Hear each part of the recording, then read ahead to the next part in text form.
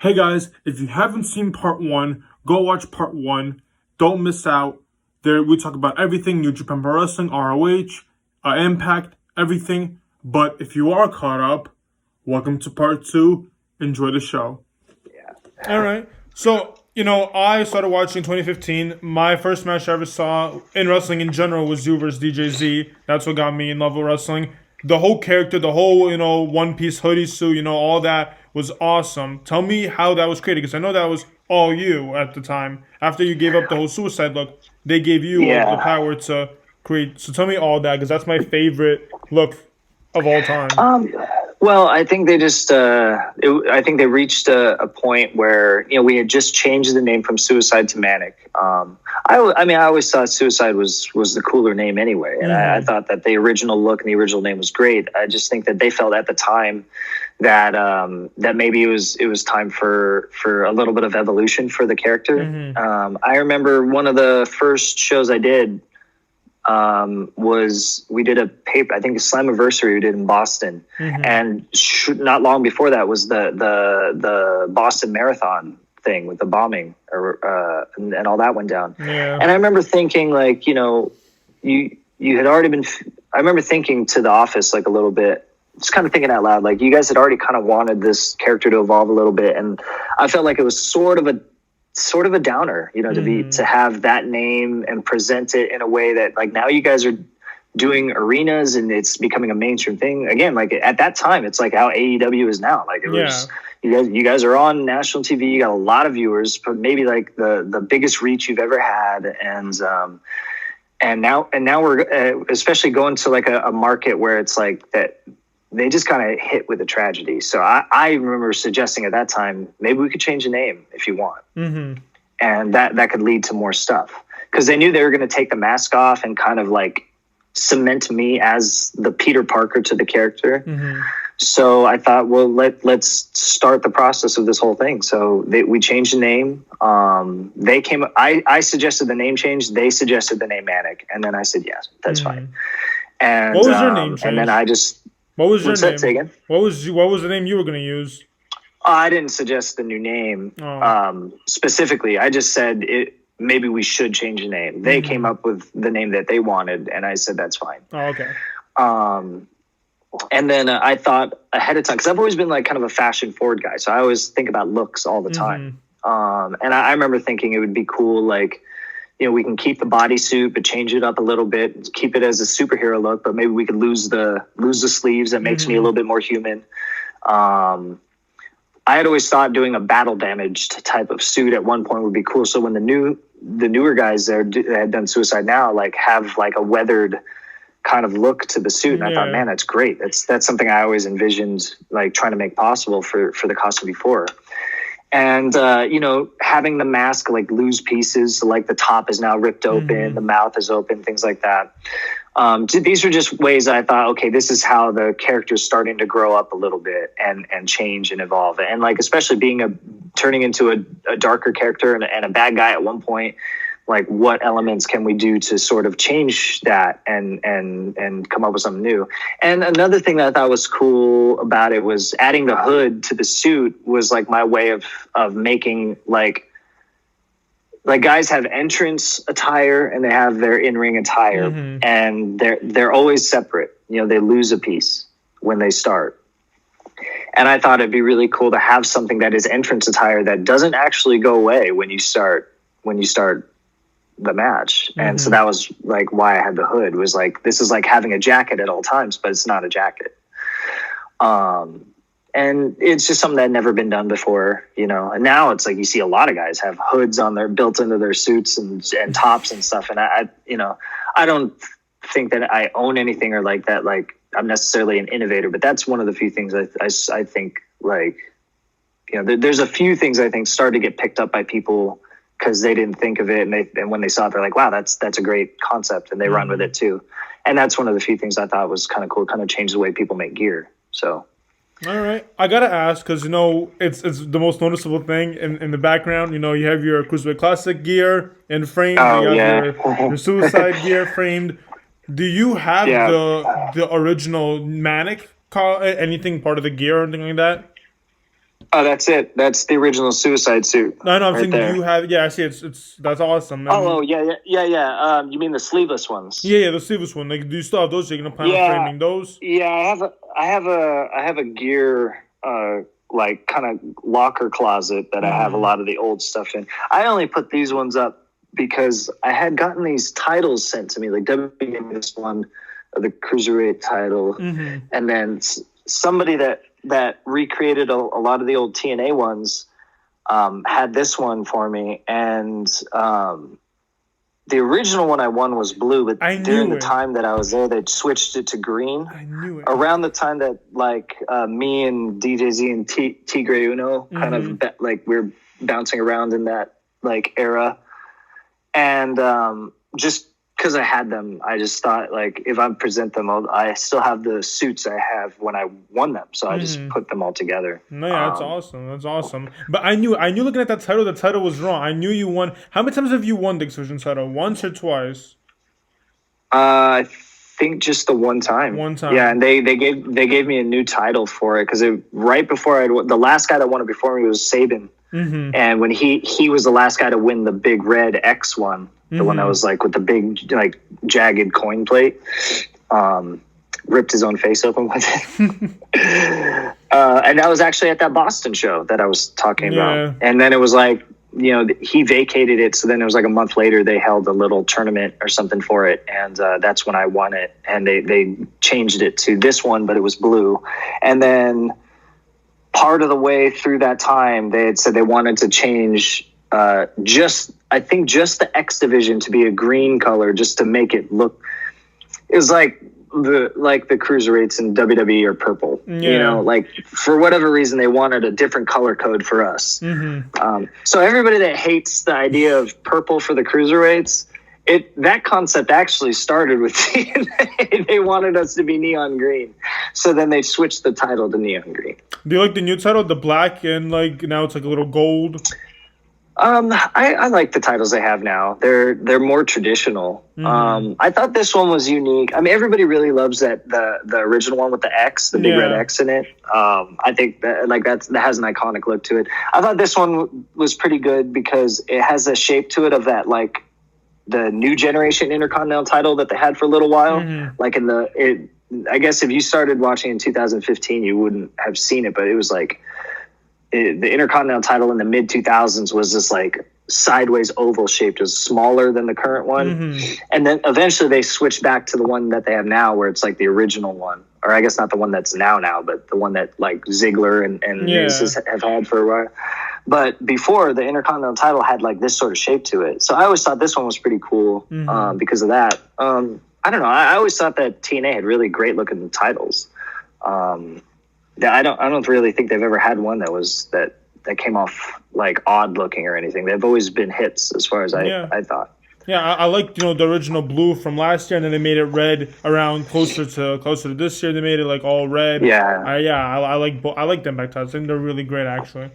All right, let's talk about some goals. Let's talk about some future goals when this whole pandemic is over. Let's talk about I'm not crazy, so I know I'm not going to ask you what's your next match, what's your favorite match, because I know the answer to that. It's always going to be the next one.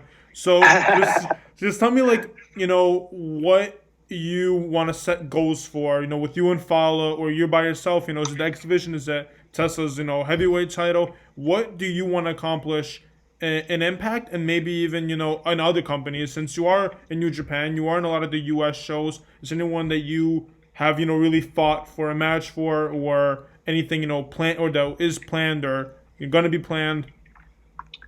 I'd like to. I mean, well, first and foremost, I guess I would like to see what I can do with the titles that I have now. I mean, with like Lucha Vavoom and House of Glory, for example, and they're both like in the same boat as far as like they both have like a niche audience that's like very like. Localized to them, and they both have very passionate like scenes just independent to themselves that isn't really like it's not a big I don't want to say not a big entity, but it's not like super generalized in the wrestling culture overall. Like they both have very specific communities to them, and so like I want to see like what I can do still with those titles, obviously being like representing them. And as far as other things, I mean, again, it's never been about doing those things for me. You know, if I can do something where I can be around like the IWGP junior title scene or something like that and contribute to that or you know, whatever, great. You know, that would be cool. And for me, like personally, that's always been like the best title. Cause I mean, that's the place I always wanted to go. And to me, the best wrestlers ever in history, for the most part, a lot of them passed through the junior division. So to me, like, that's sort of like how people view the Intercontinental title. Like it's sort of a badge of honor, I think, like to be part of that group, you know? Yeah.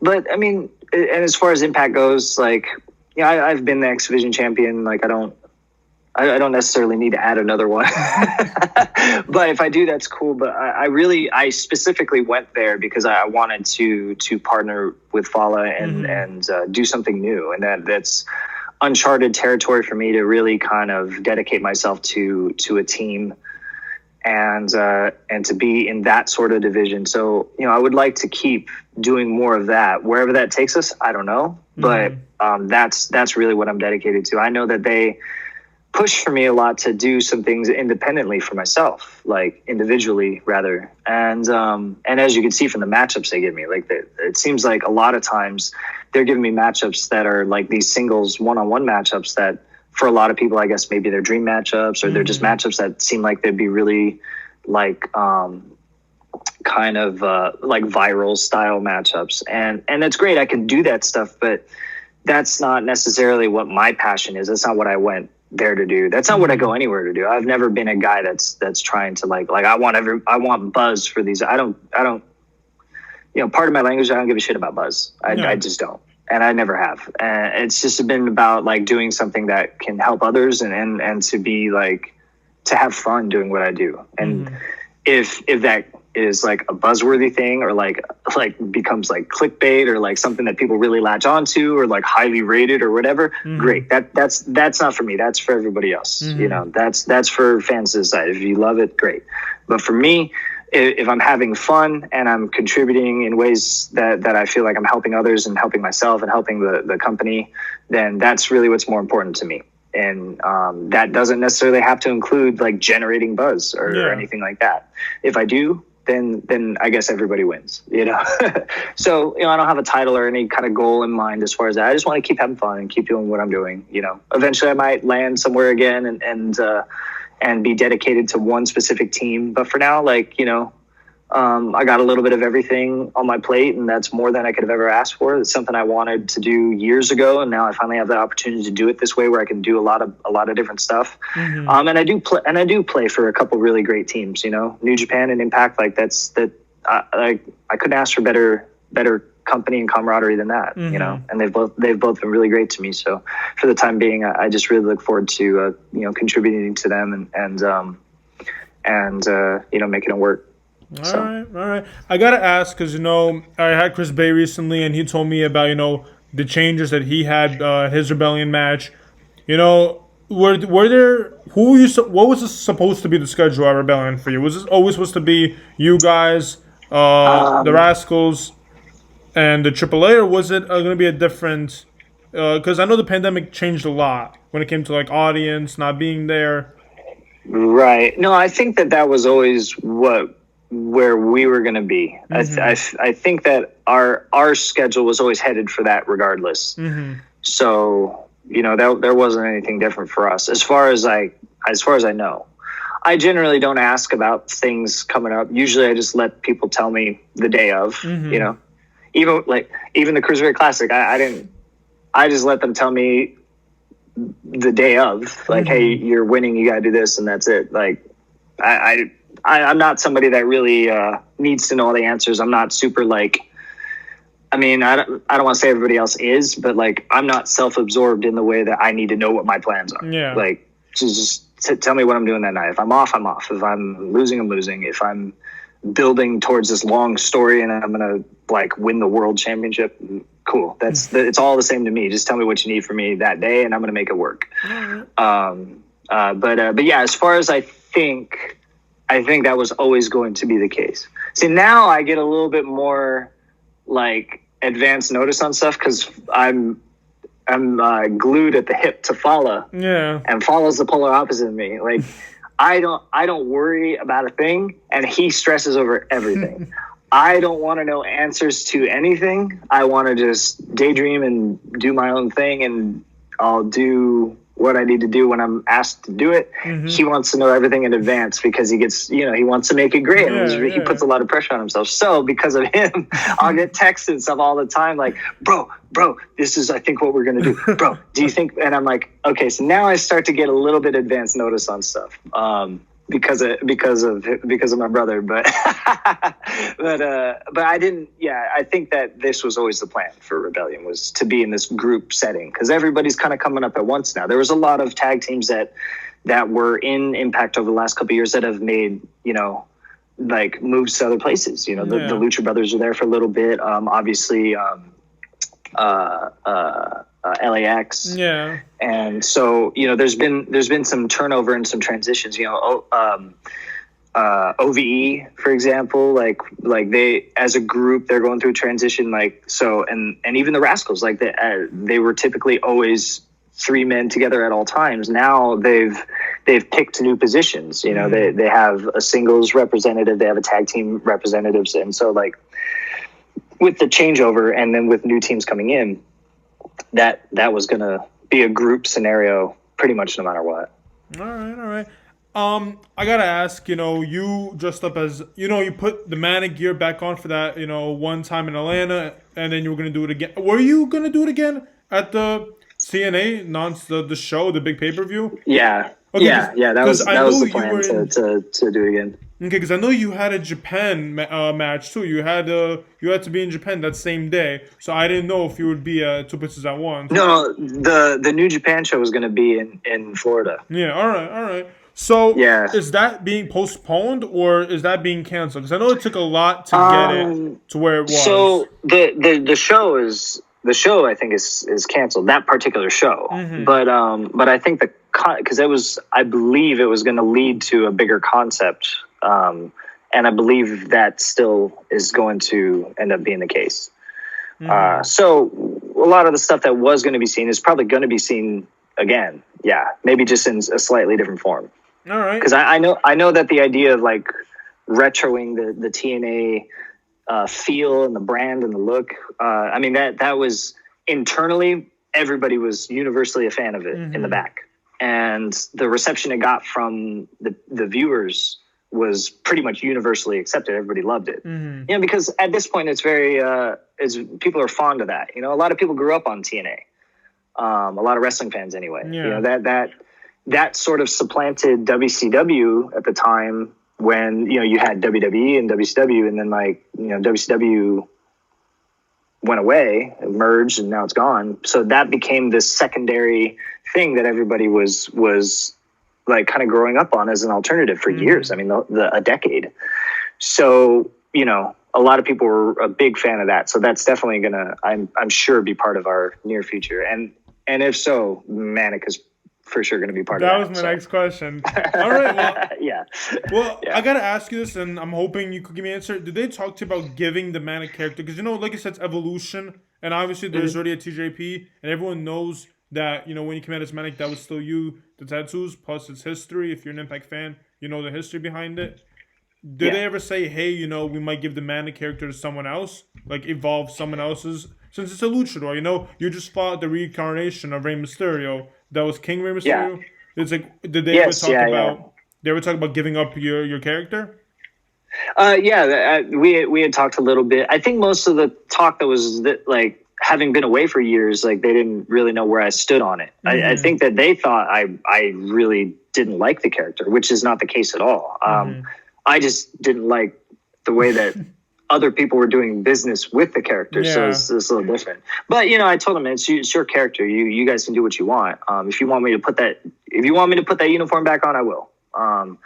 If you want me to put on 2 uniforms, I'll do that. If you want somebody else to wear that uniform, be my guest. You don't have to retire my number. It's fine. Somebody else can wear it. And I said I'd love to help that transition creatively if they want to make that happen as well. Like if it means helping somebody else get built up, then I would love to help that in any way possible. But I definitely expressed that that it's something that I put a lot into trying to create a character that I thought I had a lot of creating left to do.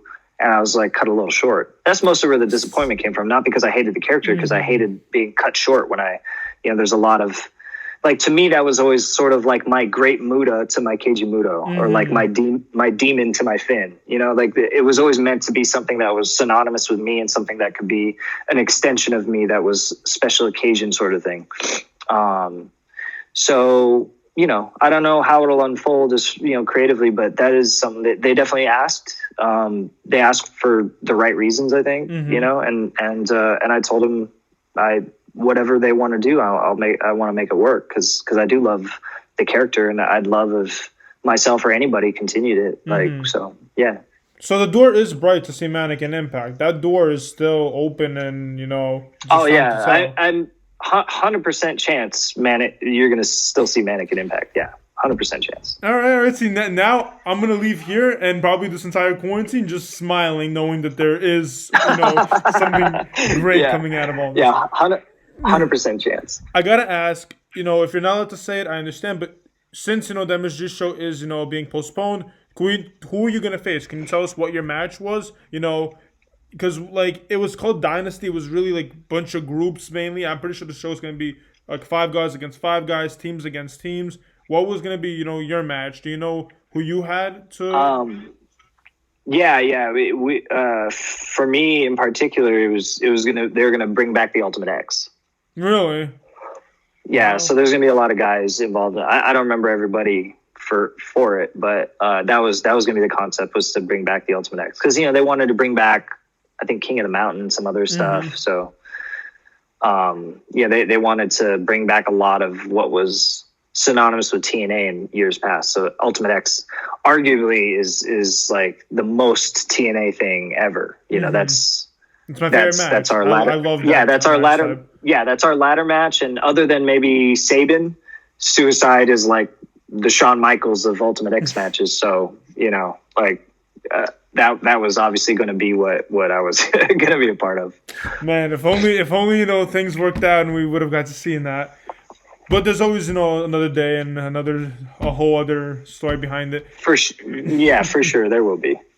All right, so I want to get more into your gear, because that's I'm huge on gear. I think you've heard me bring up your gear like thousands of times. I remember you coming back from injury, or whatever happened with WWE. I don't know if they put you on hiatus or whatever. I know you did live events still, but you came back with the black and yellow stars, the red and blue. That immediately went to me as Manic. I saw the colors that like popped into my head. That was like, wow, those similar to the hoodie suit. How did that change come? Because you were wearing pants, you're wearing like joggers, and then you got into like a different type of joggers. So tell me like how that came up, the change.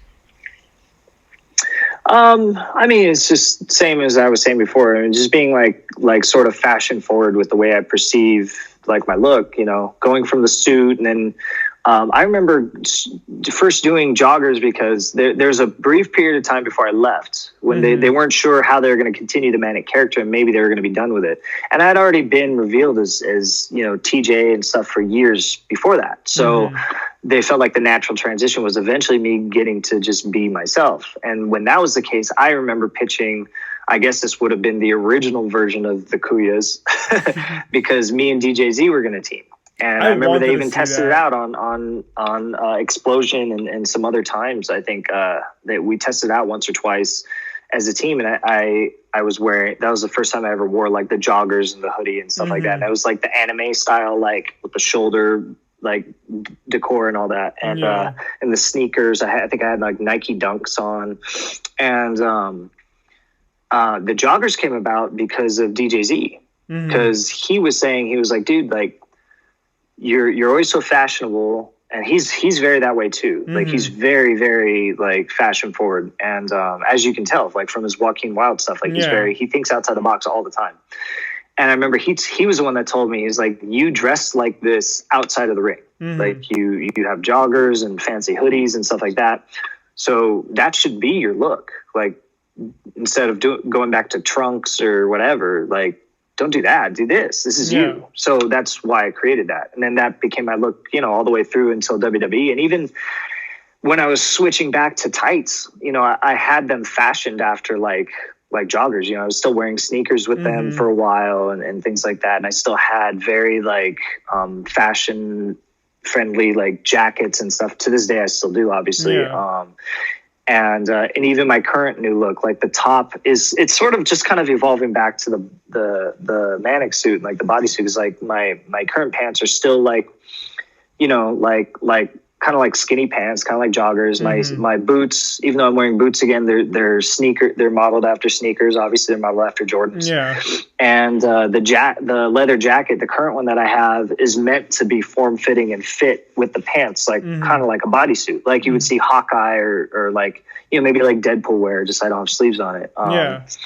And for that, you know, I remember telling the gear makers, like, just take my joggers look, the complete look with the jacket and the pants, and just weather it up and make it more form fitting and like as if my character got lost in Gotham City for like 10 years. What would I look like? I always bring up the Batman comments every time I see like one of those photos. I'm always bringing up Batman comments. I mean, that's what I told him. I said, like, if my character got exiled to Gotham City, went missing, what would I look like if you found me 10 years later? Like I had been a vigilante, maybe committing crimes or maybe fighting crime, whatever, you know.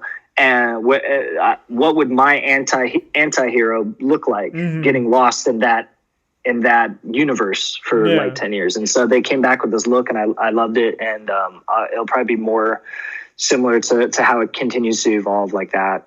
But yeah, I mean, everything has always just been me about taking bits of like fashion and entertainment that I liked and just putting it together, you know?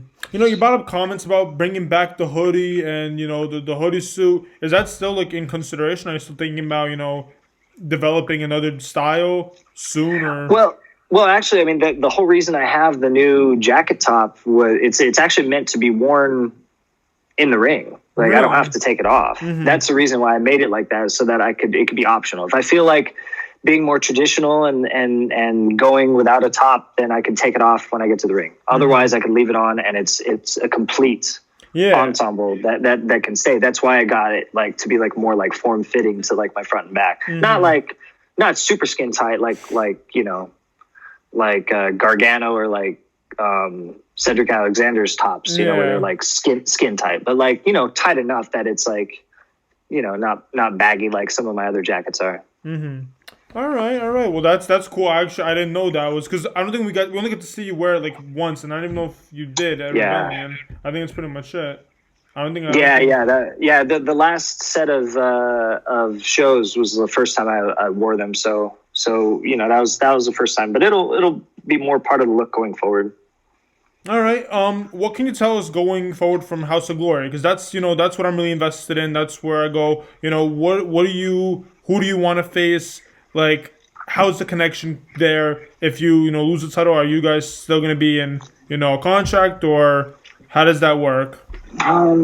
Well, I mean, honestly, like all the stay-at-home orders, you know, just like with anything, derailed a lot of what they were planning to do. I remember we were just negotiating the next set of dates and events to try to promote them right when everything was starting to shut down. So I think just once everything starts to get back to normal, and they're able to, you know, just like with anything. I mean, Disneyland can't even open up. So obviously, like, you know, everything from concerts to House of Glory shows, everything is all going to be up in the air until they decide how they want to unroll everything. But yeah, there were already a handful of dates going forward. I know that they had been pretty good about. I mean, they've always been pretty good about like having investing and stuff like that, so that they always have a plan on how to continue and continue to grow. So, you know, we had a few sample dates. As far as like matchups and plans, I don't know. I don't have Fallah with me there, so I don't have anybody to force me to ask those types of questions. So I'll just see what they have in mind, and we'll go from there. All right, well, we're down to our few last questions. I feel like I've been holding you hostage over here. No, not at all, not at all. All right, so I want to know, when it comes to merch, you had Detonation Kick. Sadly, I don't know what's going on with it. There's like a pause right now, right, for the website. Yeah. Yeah. It was mostly like with my warehouse, and even before the shutdown, like I was already having trouble with the warehouse, my team that does all the producing it all, and they also do all the shipping and handle all the web orders and stuff. But they have a lot on their plate, so it was hard to find a good rhythm where like both their stuff and my stuff can all be accommodated. And so I know like some people were waiting hella long on some orders and stuff like that. So it was becoming inconvenient. It wasn't able to grow. I had been looking into getting like stuff put in for like local skate shops and things like that. But then at that point, like obviously all the shutdown happened. So then, that's just not the best environment to be entrepreneurial, especially in an arena that I am not from, like retail and like clothing and all that. So, but I just, for everybody that's still interested in that stuff, I merged everything with my pro wrestling tees store. So, I know that the Detonation Kick tees are all available on my pro wrestling tees. And then, pretty soon the other items like the jackets and hoodies and the joggers and shorts and stuff like that will also be available there too. The hats too. I think we just have to work out, like how to produce the hats exactly, but yeah, I mean everything was already going to be in a state of transition for that. So in the meantime, I just made it available through my pro wrestling tees, and everybody could find it that way. Do you have any upcoming merch like pins? Because I know you had one pin, and it's gone. No one can find it. Well, because the pins are limited run. There's the same guys that produced my Aswang shirt. Yeah. Which is the same artwork for the Nerds jacket from the back of that jacket. More pins will be produced. I think those will also those are always going to be like special run items that I'll only for the most part have at like live events or something like that. Unless we work out something with Pro Wrestling Tees. I think they have pins through their stuff you get too. the So maybe Pro Crate, yeah. Yeah, so maybe I can work out a way to make them more like available like in mass, because I get a lot of questions about pins. But I know that Mass Republic is working on some new stuff for me. I think they're working on a new line of both clothing pieces, like clothing merch, and also like posters and some other stuff. So I gotta ask. We've been going through different images and stuff for that. Is there any action figure designs coming out? Because they just released, some have action figures. Have you done anything or heard anything? So for them, I haven't talked to Mass Republic about those ones. Like you're talking about like the ones that like for like the Lucha Brothers. Yeah, Lucha Brothers, Taya Valkyrie. Yeah, so I haven't talked with them about figures, but there is another figure maker that's more of like a micro figure maker that is going to do a line of me that'll be available soon. And I know for some of the like more like collector type people, the company that makes the statues is that's I think still set to come out. They had just scanned me and we're in the process of I think we just announced it too right before the shutdowns were happening. I pre-ordered it already. So, yeah, so that's coming soon for that. So between that and the micros, and then I mean maybe that'll come up for Mass Republic. I know that Impact is starting to roll out and expand their stuff now that the company is like hit a new groove with the new generation of the management and everything. So I know that they have plans to have a lot of different things going forward, from like action figures and different merch pieces, I believe. So I'm sure that there will be other avenues that might come up for me, and maybe New Japan, I don't know. So we'll see. I gotta ask, because I'm really interested now. I didn't hear anything about it. The micro set. Can you tell me more about that? About the idea, or? I mean, it's been so long since I was like an action figure guy. I mean, we were talking like when I first started, and I was like collecting like Bret Hart and Shawn Michaels action figures. But I mean, they're just like about the size of like pop toys almost, but they're kind of small. They're kind of like I want to say like, was it a WWE thing, the micro brawlers or something like that? But there's also there's also micro brawlers for hotspots. I don't know if you saw them. They're like also pro wrestling tees. They're like the same little miniature, but they're basically the same thing as micro brawlers. Okay, so same idea as that. I just think that obviously it's not through WWE or Mattel, and it's not through Pro Wrestling Tees or Hotspots or anything like that. But there's a guy that does like lines of them for different guys, and so they're working on one for me that they wanted to do. You better send it to me because I want to be. I had not even seen that style of one until they showed it to me, but now I've come to see some of the others that were produced by like WWE and all that. So that's basically what that is. It's just like a version of that. Is it like different gear, or is it like all the same gear, just different poses? I think we're gonna end up doing my current set because they just asked me recently what look that they wanted to do for it, and I said let's go with this look. Which one? Which?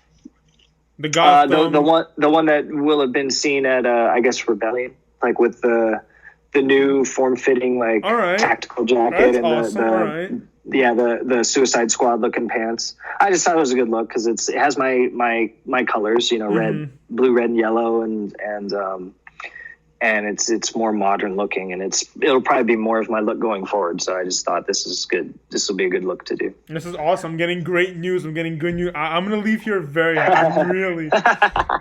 Yeah. So tell me how you're doing right now during the pandemic. Like, what are you doing to spend time? I mean, honestly, I haven't really quarantined or stayed at home at all. I still travel and see friends and family. Obviously, I've wrestled a few times. Impact, and then I think even after the shutdown there's a few shows that still ended up running before like everything really shut down, and I had done one or two shows even after the initial shutdown in March. So I've wrestled plenty, and at least enough for me. It's a good break. You don't have to. And I still travel and get out and see friends and family. I've flown around out of state a few times and driven out of state, visited my parents and my friends, and bounced around a lot. So I'm pretty content. I just wish that I miss sports for the most part, so like, but everything else is the same. I mean, I don't really go out much, generally speaking. So if I'm not visiting friends and family or going and playing basketball at the park or something like that, I'm just at home working out in my home gym, or, here in my office on my desk, I have my PlayStation and my monitor set up. So usually I'll be playing games. And then as far as like sports go, I just watch old Laker games and stuff on YouTube and things. So I get my fill of it all the same as normal. All right, so I want to ask because last interview you had, it was the most recent one. You talked about MLW for like a few minutes, like at the end. Yeah. You have interest to go to MLW? We had talked about a follow-up date in January after the first one. But it kind of came up short notice. Like we tried to work out something like, God, I mean, it was like a week or two before. It was really short notice. And so that fell through and didn't work out. But, going forward I think that they have a great setup. They got a good team. And I told them I'd love to come back in for them whenever, if they feel like there's a good fit for it. So, who knows when everything kind of gets back to normal, maybe there'll be more for for that down the road. But yeah, we talked a little bit. All right. I ask these questions all the time because it's really interesting to get an idea from the wrestlers. What was the strangest place you ever worked in? Like strangest venue or match? Some people said weed festivals. Other people said schools, churches. What was like the weirdest place? Because I know you've been wrestling your whole life. So what was like the weirdest place where you're? Some people said they fought in a boxing ring instead of a wrestling ring, and you can't even do anything like on the ropes with that. So what was like the most outrageous place you ever had to?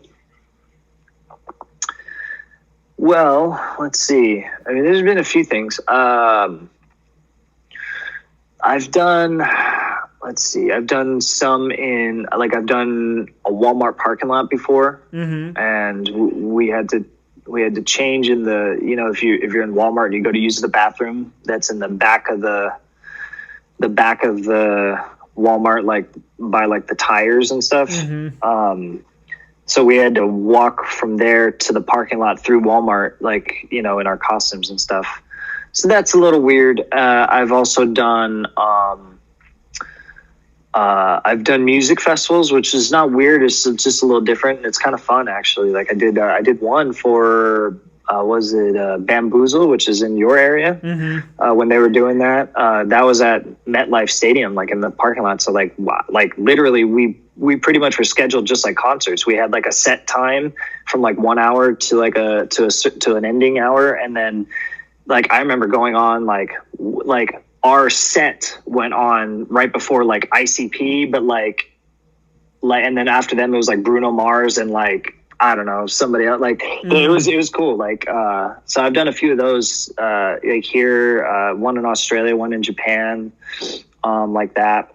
Probably the weirdest one for me was I did a baseball game one time. Like during a baseball game? Right after. So there's two, and they're polar opposites of each other. So the baseball game was in Jacksonville. It was a minor league game. So the show was right after the game. And I have pictures of this ring that they used. They had a ring that was just the back platform of like pulled by a tractor. Mm-hmm. So like if a tractor had like a flat platform that you would stack, say like cargo boxes on, right? Yeah. It would take it somewhere. The ring was just on that platform. So the ring wasn't a square, it was a rectangle. Mm-hmm. So like if I stood in the middle of the ring, if I looked one way, I could touch both ropes with my hands like this. But if I turned this way, the ropes are like 20 feet apart. But this way they're like 8 feet apart. Mm-hmm. So that was really odd. And the ropes were just boxing ropes, so you couldn't use them. So you couldn't really do anything in the ring and you couldn't really do anything on the ropes. But it was just, I don't know why we did it. And they just the tractor just pulled that thing out to the pitcher's mound, and that's where we did the show. And then another time I did a similar type of thing. I wrestled before a rugby game in Paris, and this was literally the biggest show I've ever done in my life. Really? Ever in my life. Yeah. It was at Stade de France, Stadium of France, and it was the start of the rugby playoffs. And that was a playoff game that night. And the promoter had worked out to do like a small little 4 or 5 match card right before the game. Mm-hmm. So the players did warm-ups. Then after warm-ups, they went back to the locker room and the whole stadium was full. 72,000 people were in the stadium as capacity. Mm-hmm. And they set up the ring right at the center field. And we did this 5-match card in front of 72,000 people. How old were you? How old were you during that? 21, maybe 22, something like that. It was when I was Puma in TNA, and I have a picture of myself with the Puma mask outside the Eiffel Tower from that night. So we went out after the show that night. So those are two like sporting event shows that I did, where one was super odd in a really weird ring. The other one was a proper ring in front of 72,000 people, and they were rocking. It was awesome. They had no idea who we were or why we were doing this, but it was amazing. I've never strangest experiences in my life. So like sometimes when people are like, especially like WWE guys can be this way sometimes, like guys that have been there for like a while, like they kind of have this like nose in the air about like, well, you know, when you've really done it how we've done it in front of 60,000 people, 70,000 people at WrestleMania. And I was like, bitch, I wrestled in front of 70,000 people in Paris before I ever got here. I didn't need you to do that. It was just a weird anomaly. Like, it's one of those things that come up and it's just, you'll never see that again. Like, that's just so weird. But I was blessed, I was blessed to be part of it. It was cool. All right. I gotta ask you, what was like the strangest, road trip to a venue or like outside of wrestling? What was like the weirdest, experience you had going to an event or after an event? Maybe even a scary like situation. Dean Ambrose had a scare one of his Raw events. God forbid that ever happens to you. But like, have you ever had any experience that was like after a show or before a show that was just crazy that you'll never forget? Like it's. Yeah, I actually told this story to like a few people recently because I just remembered. I had 2 shows in Los Angeles one time. This is when I was 16 years old. So it was like first starting wrestling. Like I'd only been wrestling for a few years at this point, and hadn't gone to like New Japan or anything yet. So I was still doing local stuff and going across the border, like mostly just all like southwest part of the country stuff. And just barely starting to drive again. I was like 16, and we did the show in LA like on a Friday night, and we had another show in LA Saturday night. And after the show on Friday, we all went to Samoa Joe's house. He lives in Huntington Beach, which is just outside of Los Angeles. And a lot of us were there. Me, Spanky, Frankie Kazarian, a lot of guys were there. Rocky Romero. I mean, there's like 15 of us all partying at Joe's house. And most of the guys, we had a big barbecue. Everybody was drinking. Everybody's kind of like passed out and stayed at Joe's place. And I remember it was like 2, 3 in the morning, and I was like, I'm going to go home. And I live like 45 minutes away. Were you drinking? And Joe, were you drinking? No, I don't drink. Thank I've God. never drank. Right. And I said, I'm going to go home. And he was like, no, you should just crash here. It's already late. And, we got to go to the show tomorrow, and it's not far from here. So we'll all stay together and we'll go. I said, yeah, but I'm going to go home. I feel like going home. So said, okay. He kept trying to talk me into staying, and I just, refused. I want to go home. So, the party was over with. Everybody's crashed out anyway. So it was like 3 in the morning. I started driving home. Made it all the way home. It was kind of not a super rainy night, but it was like drizzly and very like it was going to rain. So the weather wasn't great anyway. I got home, got off my freeway exit, and I live in a part of Riverside, California, which is a little bit further out from LA. And I live in a part that's almost rural. Like it's almost like country. Like it's not, like you got to get out of the suburbs a little bit. And once you get off the freeway exit, there's like a couple blocks of like suburbs and normal stuff, grocery stores, McDonald's, all that. And then you just hit like orange groves for miles. And that's where I lived out there. And I got off the freeway and drove, and I fell asleep at the wheel at one point. And this road is like miles of straight shot. And I guess my car, I just stayed driving straight asleep for maybe a mile without getting out of the lane or anything. And it was, it's 3 in the morning, so there's nobody else on the road. But I woke up at a certain point once I had kind of gotten out into like the country part of the road. And I woke up because my car was slamming into palm trees. In the center of the lane, separating the 2 lanes, was palm trees, like you see like in California, like pictures and stuff like that, right? So I'm slamming into these palm trees, and the windshield shattered. And I woke up because I smelled oranges. We're in the orange groves. I smelled oranges, and there's rain blowing in my face. I woke up like that, and the car spun out into the orange groves. And the car was totaled. Every window was shattered. The windshield was shattered. I was covered in glass. The mirrors had been busted off. The doors were dented so far shut I couldn't open the doors to get out. But I didn't have a scratch on me. It was really weird. All these palm trees, and I kept hitting them on the door, but I never hit one head on. I ended up just bouncing off of them until I skidded off. And yeah, it's crazy. I should be dead. But thank God it was just that. And then, we junked. My dad came to pick me up. We junked to the car, as my parents' car. And then I went to the show the next night and wrestled like normal. See, I know you're okay, but like hearing that story, even I was like scared. I was like, oh man, I hope it's something severe. And it's like you're standing you're like right here next to me. All right. If you stayed with us this long, thank you. And I hope you enjoyed the interviews.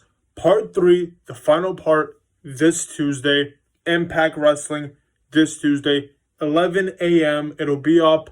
Go watch it. Go enjoy it. Hear the final part. We talk about everything. Impact, ROH, New Japan, MLW, even things that you probably never even thought we would talk about. We talked about, like every injury ever TJP had ever had. Go watch it. Enjoy it. Thank you, everyone, for watching this far.